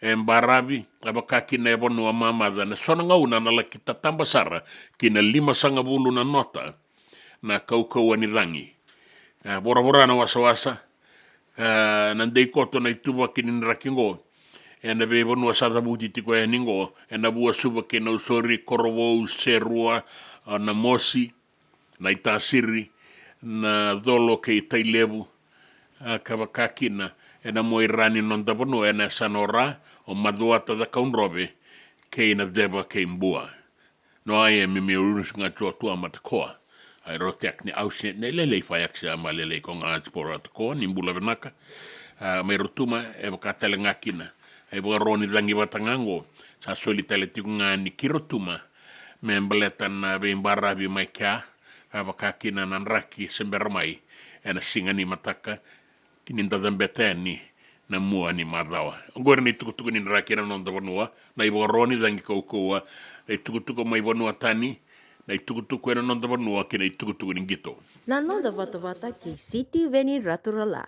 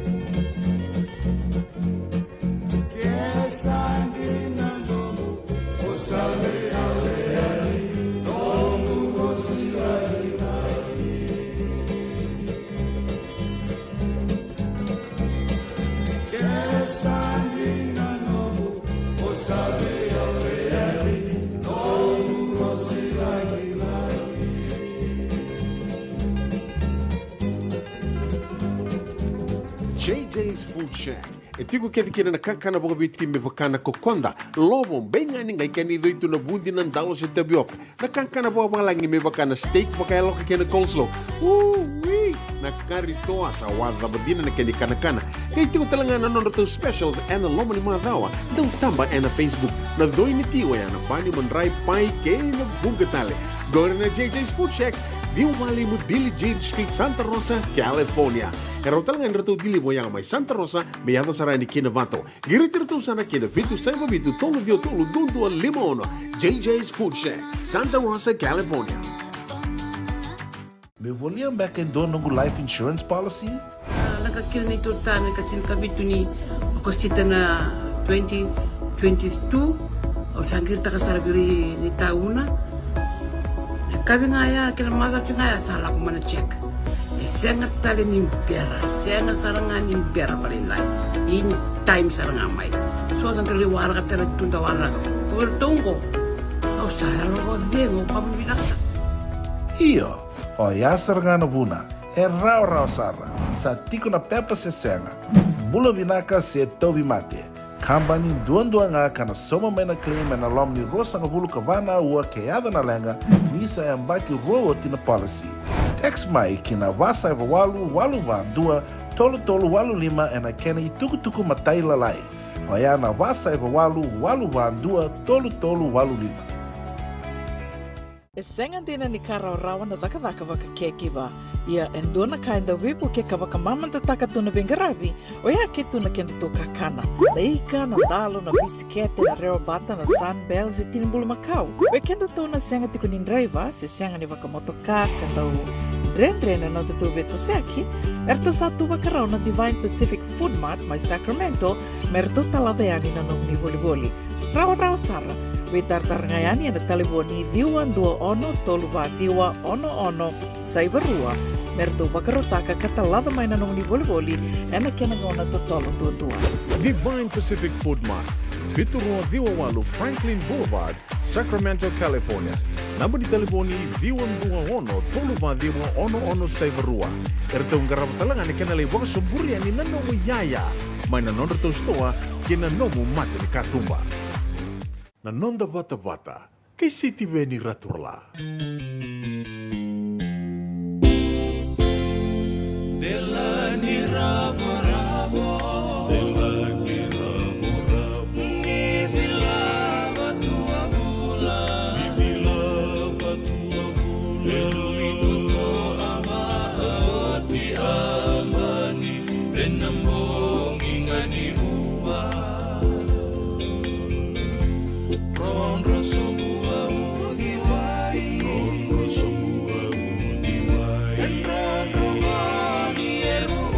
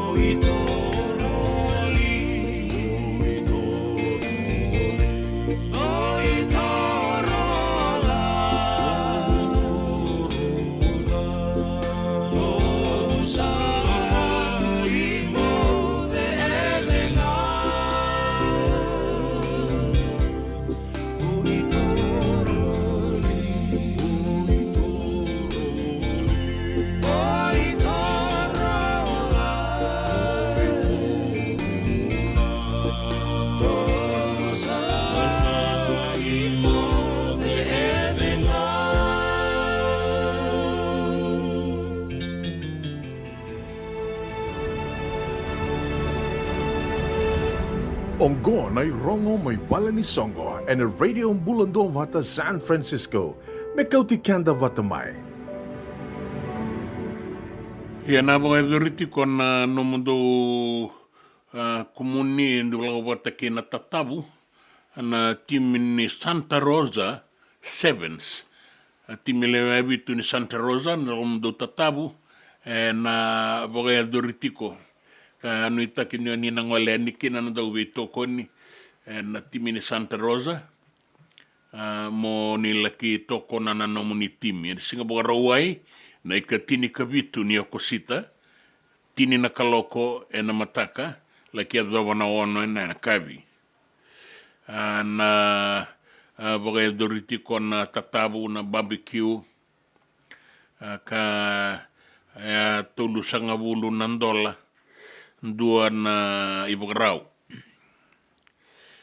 Ini dua na ibugrau ya na tiko kina na tiki-tiki ni ilewe ni sipi, na chops, na toa, na soseti, tapioca, wata kina salad, kina soda.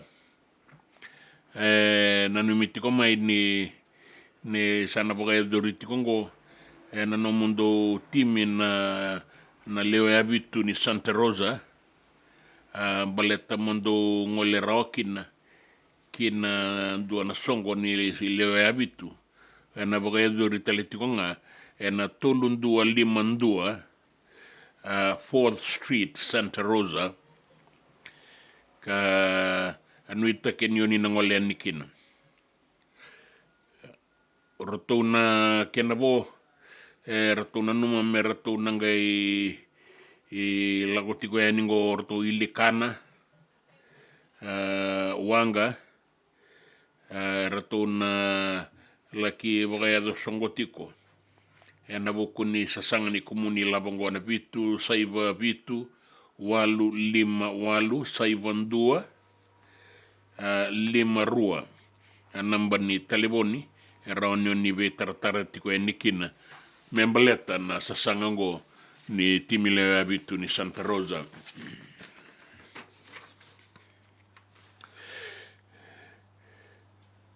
Na boga doriti kon na Fijian American Rugby Sevens no munisongo na boga doriti kon na Cava Barrel goen boga doriti litunga ni katini kabitu ni okosita na walu na kaloko na kabi na laki ado besar na ruwa na kaloko na mataka se kando usa singa ngayani boga doriti ko na Pacifica Islander Cava Bar rua ba vitu 5 may Mission Boulevard ka nuita kinindo na do nikina bakakina beirana ilaw rangol litunga ningo ya basanga bulu nandola na iduruduru ka nuita kini rawani oningole nikina munila ibito koni ya bakatangi totoka nilai imasiba ka sini tagaraw na ngona sa lago tuna kena Cava Barrel me baleta na matabi o kani keira lago ya ni merla kiwi tumberi rabito koni na daga ngo sa tiko na iduruduru rawani oninga ila ko ya ni moni laki bogai wota kina kakana sangani tagarawa wata kina ngona na Cava Barrel na lomundo songo na turanga na maramani tailevu boga dori Ruan 256 Griffin Avenue Santa Rosa California 256 bitu goen boga dori tu kinangon na singa warwai na katulusan vulkan dua ni singa ni bulango kena ibogana numi ni songo ke ratu kanda bulevu bakin rau ni korni buli ratu kanda bulevu i London ni tailevu boga doriti ko ene katini katolu ni September 5 na kaloko ene kabila kia zawana tini kandua o imbuta ni sambutu ika kana boga doriti ko na Holiday Inn Express and Suite diwandu abitu saibamba West Stockton Boulevard and Elk Grove, California, diwa 5 Angori na tukutuku soera ni tawana tiko yani na nonda iwaseni ngaunango ni rongo mainda bale ni songo. Na nonda vata ke City Veni Raturala.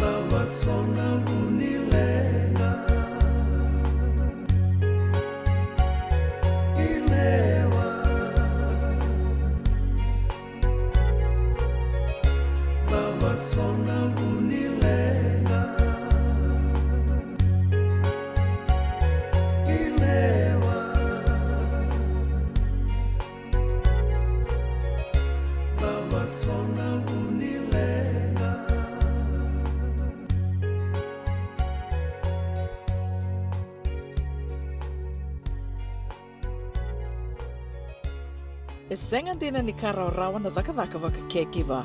Ia endona ka enda wipu ke ka waka mamanta taka tuna bengaravi, o ia ke tuna kenda tō kakana. Na ika, na dalo, na bisikete, na reo bata, na sunbells e tinimbulu makau. We kenda tō na senga tiko ni nreiva, se senga ni waka motoka, kandau Ren no te tō beto seaki, erto sa tō wakarau na Divine Pacific Food Mart mai Sacramento, merto talaveani na nungni voliboli. Rawa sara, we tartarngayani na taliboni diwa dua ono toluwa diwa ono saibarua, merto wakarotaka katalada mai na nungni voliboli, ena kena ngona totolo tua. Divine Pacific Food Mart, Vitorua Viwawalu Franklin Boulevard, Sacramento, California. Namba di telefoni Viwan Dua Ono, Toluva Diwa Ono Saivarua. Erto ngarapatalanga ni kanale waka suburi ani nanomu yaya. Mai na nonreto stoa, kina nomu mate ni katumba. Dendram beka na ngola ni kivalilo te rupuko ni oso pakadadaka. Sen drakin-drakita beka na itos nimbula, kuwa ni lenga sinu ingawa-gawa. Nana maki mai kina programu warotaki, mai vera tau na New Methodist Christian Fellowship USA, nongu chisu, nongu banua. Rongo na vima manione na kabini bugu lulu bei Kemando e California, vima mani dua na singilewu ni lotu lewu bei Kemando e Viti, and a radio bulando wata San Francisco, me kauti kanda wata mai. JJ's Food Shack. E tiku kete kina na kakana boka biti me pakana kokonda. Lobo benga ni ngai kani doitu na bundi na ndalo se tapioca. Na kakana boka malangi me pakana steak pakaya loka kena coleslaw. Wee! Na kari toa sa wadha badina na kani kana. Kaya tiku talanga na to specials and na loma ni madawa. Dau tamba na Facebook. Na doi ni tiwa ya na pani mandrai pai kaya na bungatale. Gore na JJ's Food Shack. Viu Valley mo Billy Jean Street, Santa Rosa, California. Karo talaga nrato dili mo yang may Santa Rosa, may yato sarani kinavato. Giritirto sana kinavitu saiba bitu tolo dio tolo dundu al limono. JJ's Food Shack, Santa Rosa, California. Na nonda wata kei City Veni Raturala.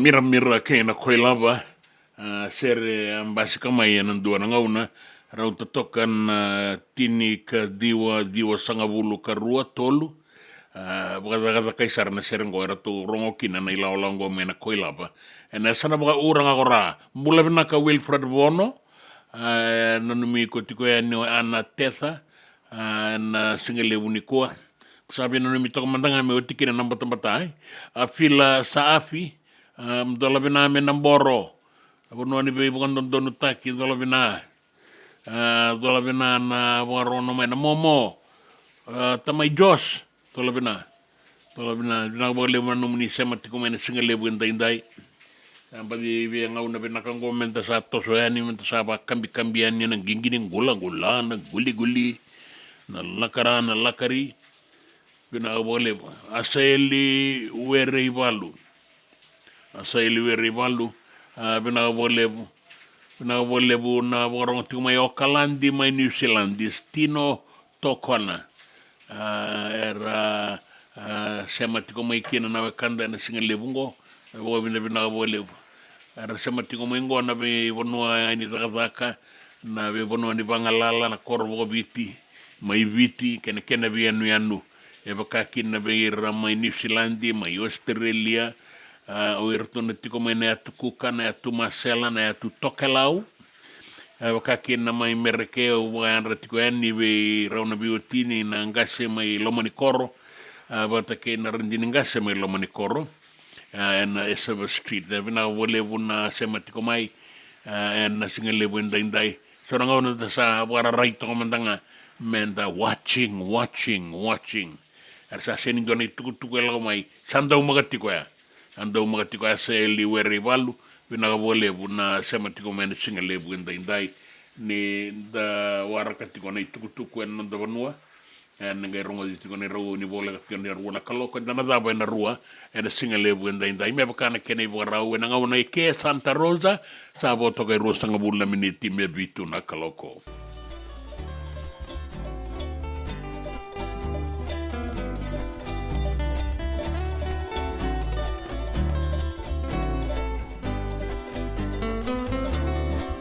Sanangai o tinai balu Animuna na dawa salomamu Ni wakaya moara kiau Ni o tinai balu Samani totolo ya timbuna na lomamu Kawakabuna na nomo veidamu Mai no huale animuna na yahamu Isalei oilei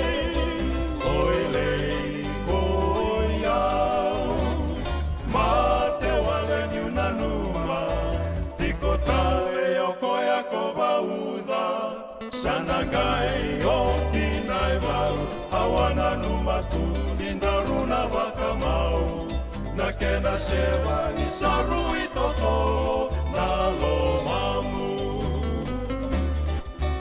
Kekonia warakiau Ne adobani o tinai walu Kena sewa na lomundondo Saru itotolo Domona tuna warola kaki Ni o tinai walu ko vila iwi Ko atauri wale moi sama ni kaki Sekoni ambe setaki au Rekona reki kaki ko marau Wau di batanga mendua Na mura non daru taurua Isalei oilei na una talei Samore isa samore leimonei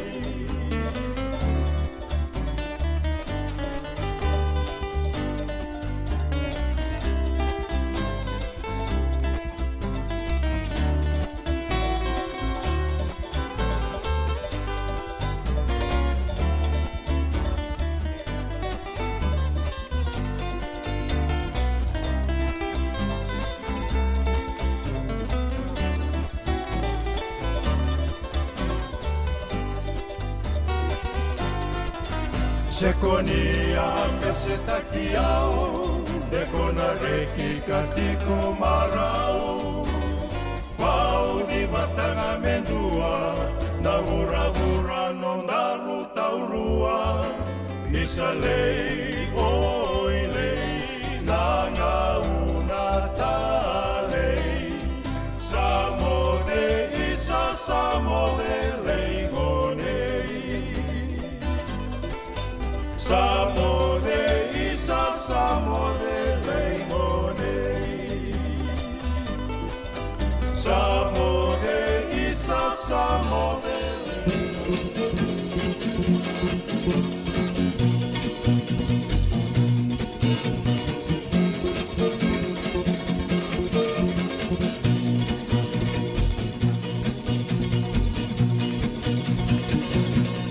Katavila, Roma, Roma, Roma, Roma, Katavila.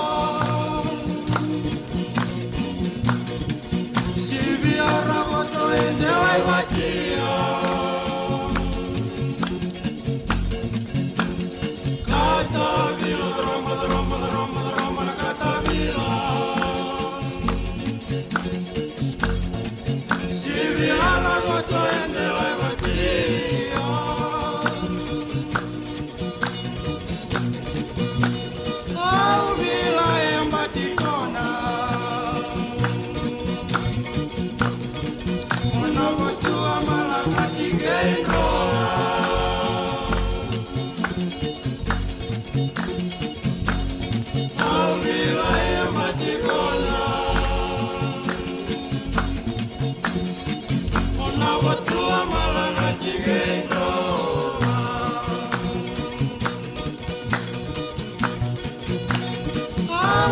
Señorita, angalau wajuna singa toka riva. Angeli señorita, angalau wajuna singa toka riva.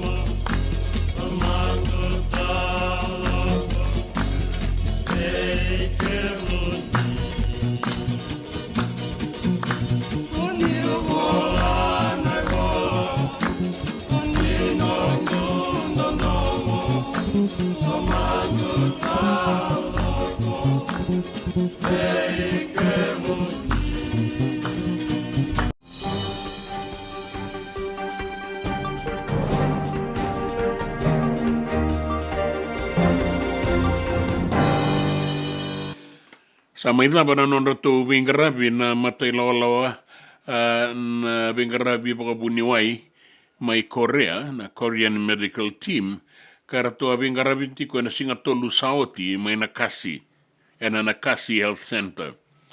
Bukarai take mai ni rato Wingarabi Soliwale sangani saumi na Wingarabi ngo embaleta na dikebi ni imbula nonra mbula eso ebia maindike na be kaimbale tira na be tiki ni onra na mbati mai laurai na mata patake na nonra boga tobo en matini suka me laurai sa tiko se seng erto boga taka mai na do Wingarabi na iwase wasengo na sino be ko yakabili utakikina na sino Divisional Medical Officer na SDMO o Buniwai Amanda Nabosa ni sabo ka binakataki baga lebu na Wingarabi ka baga duringo me nakasi sana dapanikua Sibia na tolu na undolu na lewe ni Vanua e rado e ni kina e na be singa be taravi sa mai labango ni kua. Dora boka tulewa era tu zakaba mai na butulebu mai serua baleta na wainganga. Ni sarongo di wasomati ko ngana wainganga. Ka lebu na itukutuku enda rongoba. Na kena yan rabi na non rabi su e so. Ia senga ni baka enda kawai takasara. Ia sanga i watu lewango na korona butulevu. Ke baka endua. E kune se bagandina taki ni tea bolitaka se be soliaka na wainganga. Me sana bangalala taki me na koro. Vitalia ke bola ikina. Me sana bangalala taki leibi mai na koro na butulevu endua e kune ni bolitaka tea se be soliaka na wainganga ni be bogometeni taki. E kana turanga ni koro uraia ratu levu ni tikinango era sabe wasakitaka kasala beti dake ni na bose ni asano serua me sayan rabi mga matua na tikinango kune endua na turanga emba kitolu sangabulu ni tea kaboli takatalitunga na marijuana era mga murikwe ado sare nona iteitei sanga ikune bata kina marijuana na nona iteitei sabanga ngati ko no visa na ngauno go kina gito sabanga bugarauti ko ngona be kornibuli sado bana bata di semifinal and sota ni Super Deans bata kina Ralube with Bigs Championship. Rasa bagarauti ko na sota ni mataka na be toko ni saya dutiko yani mai na be kornibuli na sa sango beira era sana ba kurietiko na no sasanga kinangito so na kornibuli era sama ilutu bata ki marist ya esoliano na bebu ke kina kornibuli na sino na ya ningito na tabaya wine roka kina bungatale na bebu ke esoliani na Marist Brothers ki bena sino merto wito konikina e da semifinal na sino ni ratu sama ilutu.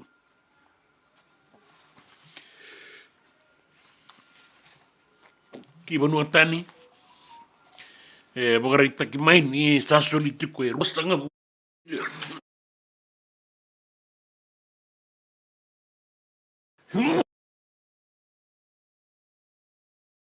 ulo na milio na ilabo bebu ke mai mereke ki be Israeli membaletan nona bagarau mitango makikoe mai vira na Batikandi ye bagandeita kana tikinango na sekretari ni Vanua Anthony Blinken ka bagarita ka ni 2.5 bilioni ng dola na ilabo bebu ke ende membaleta na matay balu ni Israeli solimengo wili talitiko ngakina na matangaliwanga buka ni bala na F-15 watake nanggingini balu na tangi era solitiko ngo me laki bagay ngatakian ni ki Israeli nanumin ni bebu kengo na rawan ni taro bana nonra wadada ng Batikandi o ira na Hamas era tiko may na Gaza Strip kasi tika busara na bulo koto bana ng bagsawati na nonra wadada kasi mbera tiko nga ni manioti se tarobi se mga malumutaki na nonra matay walong Batikandi dito kutukunin raki bagarita ki mai ni solitiko na ibugaroni dangi kaukaua na beimba Arabia Soni non da Vanua na etulau na etulo mai vitio kandabu ya sawa mamanuda kabakakina na esano mbua na esano maduata watakina sano da kaunrobe na mbarabi ke inanronga mai nabua suba ke no sori solitiko na ibugaroni dangi kaukaua ena non da Vanua laki ado basarti ko na 5.5 na nota ena sona ngauna na mbati ni rangi tokalau deba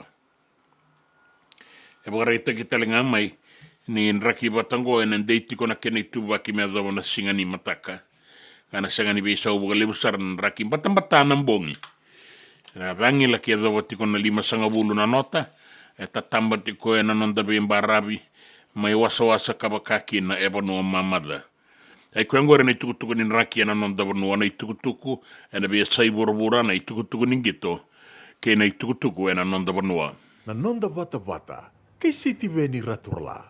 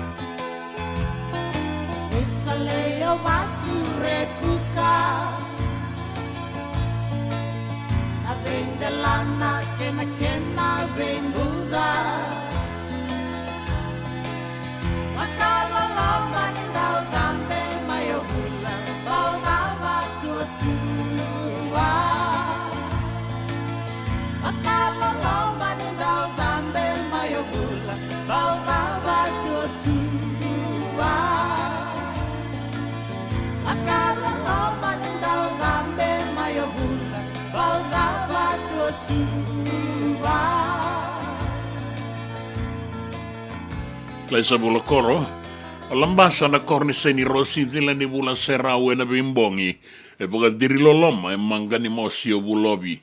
Mai tabe uni, e baga nui nevi nakatiko mai o asaili were valu, a veira na timini ngone lewa, mai New Sawa, na raluve, e na bakitine kawana lako somu. Mula naka, vina bole bo asaili, vina bole muna baga nui nevi naka. New Sawa era una sota ki andi da kombau, under 16. O mulo alipate tangindungu, binaga baga lebu mai korowo utai lebu, binaga baga lebu na sematiko mai, baga nui nevi nakatiko na baga ni singa ni kua ni Bengarabi, Jerry mbuli rua, mbula benaka ngo mai waisali, mai koro, na mbula benaka mai na sau, na mbula benaka talenga mai tua. Ke rau sa tatau eke, mea zoba na singa ni mataka, tini kandua na kaloko na ngauna mai viti, Wana kaloko na ngau nei ke Santa Rosa ni Samoa.